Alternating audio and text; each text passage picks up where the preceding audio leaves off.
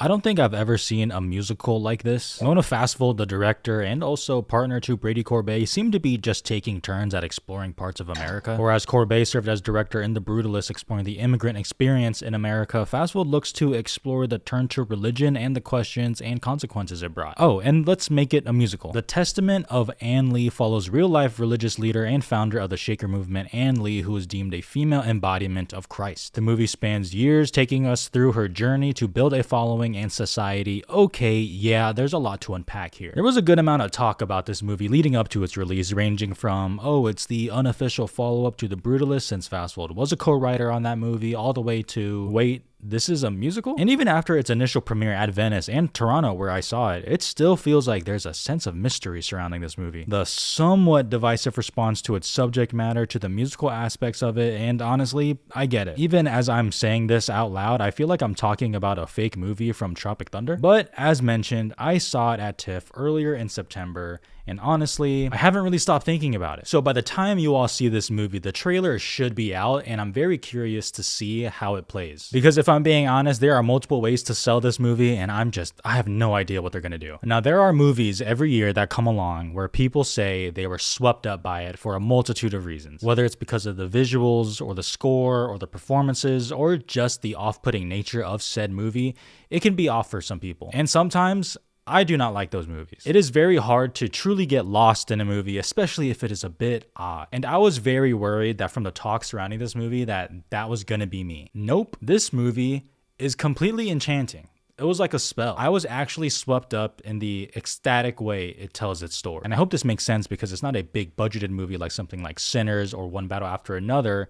But when I say that The Testament of Ann Lee is one of the most unique theater experiences I've had this year. And let me use that to transition myself into talking about the biggest what the fuck is going on moment in this movie, which is the musical aspects of it all. Check your expectations at the door, because this is not a musical in the traditional sense. Really at all. It's not like there's a dramatic scene where Amanda Seyfried turns and looks at the camera and starts belting as the lights dim around her and the spotlight starts falling and she starts spinning in the air. This is not a musical in the sense that Wicked is a musical, or La La Land, for example. Instead, through composer and recent Oscar winner Daniel Bloomberg, who wrote the song and score, and the choreographer Celia Ralston Hall, who you might know from After Sun, they created some weird, hypnotic, spellbinding sound that really just had me hooked. I mean, people are already going to be imitating the dance as well from the movie, as seen by Brady Corbet here. And honestly, they had me doing that outside the screening as well. It gave off a very euphoric and biblical feeling vibe.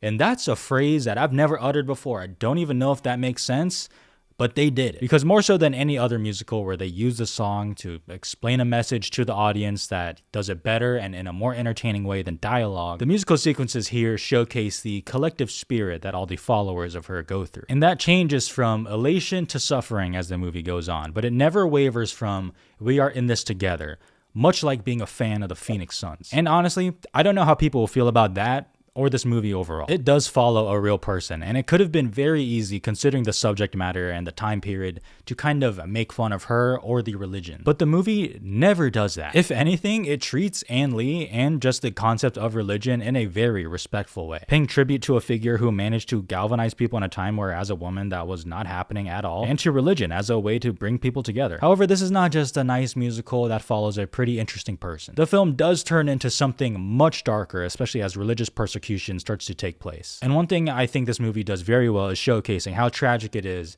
that the people who turn to religion to find peace and get away from suffering end up suffering all the same. The broad story that Fastvold paints is incredibly strong here. And we have to talk about Amanda Seyfried, who's just fantastic. The alternative timeline of Seyfried playing Glinda and not Ann Lee, the founder of the Shaker movement, is an interesting one, to say the least. I think it's cool that she went from a potential princess, and when she didn't get that, she's like, I will now become a religious figure. But she is fully captivating here and is fully bought into everything this movie throws at her, which is a lot. Because you have to buy her in the musical aspects of this movie, which I think she speaks for herself anyways, and also with the religious aspects of the movie as well. Do you believe her as someone who can convince other people that she has been touched by God? Do you believe that she believes what she is preaching to those people? That, to me, is the bar of success in this performance, and she does that. So thank you. And she is really the sole focus of the movie, especially in the first half before the story starts to get a little bit more broad in the second. Because in that second half, it further explores America in this time as both a place that gives hope